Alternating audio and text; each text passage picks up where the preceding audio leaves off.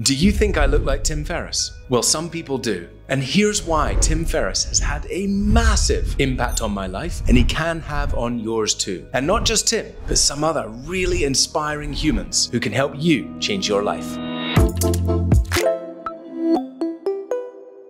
Now, first of all, every time I get off the plane in the US, somebody goes, "Oh my God, you look like Tim Ferriss." So there's that. Second, when I was traveling around the world, I took a bit of a sabbatical from being an oil broker, and I was traveling around with my wife, and I stumbled on this incredible book, The 4-Hour Work Week. And that's when I found out all about Tim Ferriss. And I was like, I really don't want to go back to that industry that I don't love, that I don't enjoy, even though it's paid really well. I knew it wasn't me. So it was Tim Ferriss's book that inspired me to think about something more, about doing something greater and bigger. And surely enough, here we are. Look at the impact we're having with 1 Year No Beer. Tim Ferriss is also a leader in biohacking and really just trying to get the most out of his life. I resonated so strongly with his story and his background. I even had a similar story to him about how he won karate champion in China and I became British junior champion at Taijutsu. They're very similar stories, but that's for another time. Tim Ferriss also introduced me to two other things. Taking a break from alcohol, because back then he was really passionate about taking a break from alcohol and reassessing your relationship with it. He still is today. And he also introduced me to this thing called NoFap.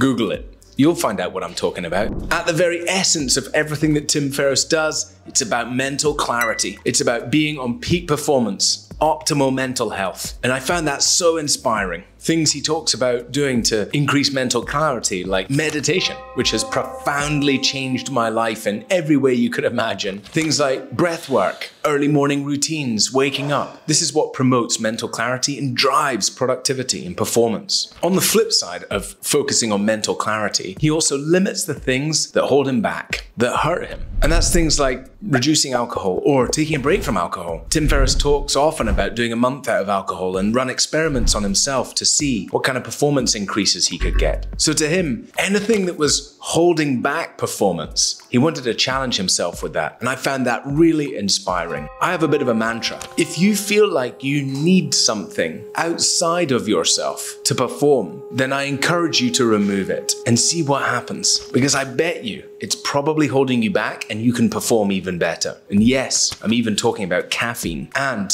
things like porn or binge watching Netflix or binge eating food or drinking alcohol. So making sure you're challenging the things that you think might be holding you back, even the things that you think might be giving you an edge. Maybe they're not. He also recognized early on how important it was to prioritize good sleep. The science is irrefutable. We need sleep. It's so key. So when I started on the journey of understanding sleep and getting better at it and being protective over my sleep and being really aware of it, that's when I could really go all in on making sure I got good sleep. I'm going to give you an example. One of the team here, Joanna, she actually recently got an Oura ring because this is what we use in Complete Control. And she suddenly realized for the first time in her life, she's actually getting really poor sleep. And she's like, why? I thought I always slept well. And this is so many people. You might be thinking that you're knocked out, but you're not getting deep restorative sleep. And as long as that happens, you're going to wake up tired and sluggish and lack mental clarity. Getting aware of sleep is first and key. And using something like Oura Ring is really important. In Joanna's case, she's actually training really late in the evening, then eating afterwards. And that digestive system and all that energy going into production or processing food is costing her good sleep. Now that she's aware, she can make those changes and get good sleep and increase mental clarity. One thing to notice that's really important is that during sleep, we build up this thing called adrenaline. And adrenaline is this hormone that, interestingly enough, when we get some daylight in the morning, that adrenaline comes out of our system. Daylight, that vitamin D, then helps us process that adrenaline. But here's the kicker. If you wake up straight away in the morning and you go straight to caffeine, caffeine blocks the process of adrenaline being processed by your body. So it delays the ability. And that means that in the afternoon, later, when you come down from that caffeine, all of a sudden that adrenaline buildup is there again, and that makes you tired. And this is why you get that tiredness in the afternoon and you need another coffee, because the half-life of coffee is 8 8 hours. One coffee is half-lifing in 8 hours. That means your 1 cup of coffee in the morning is like having half a cup of coffee 8 hours later. So if you have 2, 3, 4 cups of coffee, again, it's severely disrupting your sleep. I don't even know if you know what good sleep is if you're regularly drinking large amounts of caffeine. So the best and optimal thing to do, and this is what Professor Andrew Huberman talks about all the time on his podcast, get 10 minutes of light. Just go outside in fresh air, do a little bit of breathing, get that vitamin D, get that sunlight, allow that adrenaline to dissipate, and then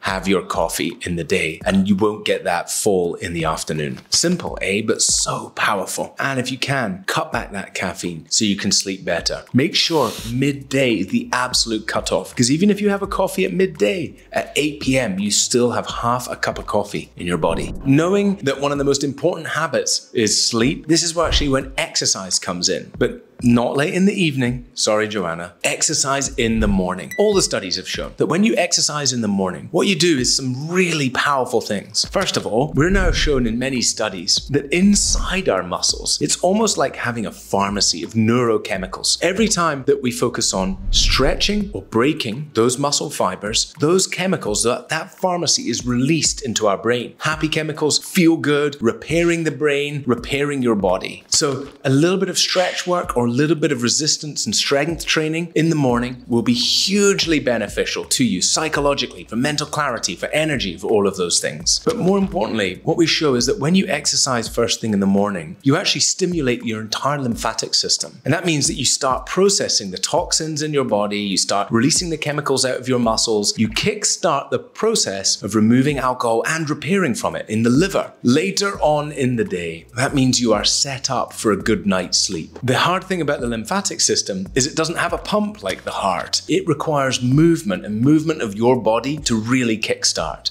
which is why exercising in the morning, prioritizing that, will set you up for a really good night's sleep. I imagine a world where everyone who goes into the doctor and says, I feel anxious, I feel depressed. I want to believe in a world where the estimated 280 million people who have depression, estimated 300 million people who suffer from anxiety. But wait, the global estimate of poor mental health being 40%. That's like 3 billion people who, when they turn up to their doctor, instead of them saying, here's a pill, they say, let's talk about exercise. Let's talk about sleep. Let's talk about your diet. What are you doing to meditate or calm your central nervous system down and deal with stress? Can you imagine what the world would be like then? Amazing. Well, you've watched this video now, and I've given you the tips of what the world's incredible humans who are out there changing society for us and around. People like Tim Ferriss, big shout out to you, Tim, Alex Hormozi, Andrew Huberman, these wonderful people who are carving out science to help us live better lives. The information is there. The only thing missing now is you taking action. But wait, we've heard this all before. And sometimes you just trying to take action on your own, it's not enough. And I get it. It wasn't enough for me. How many books have you read but just put down and did nothing? Or maybe you did 1% or 2% or 3%. And that is why we need a coach. If you recognize that you're not doing these things, and you also recognize that sometimes you try these things and then stop doing them, and you need a bit more accountability, go and get a coach. There's millions of them out there, but if you want the best, you know where we are. Hopefully some of that information was helpful. Get out there. See you soon.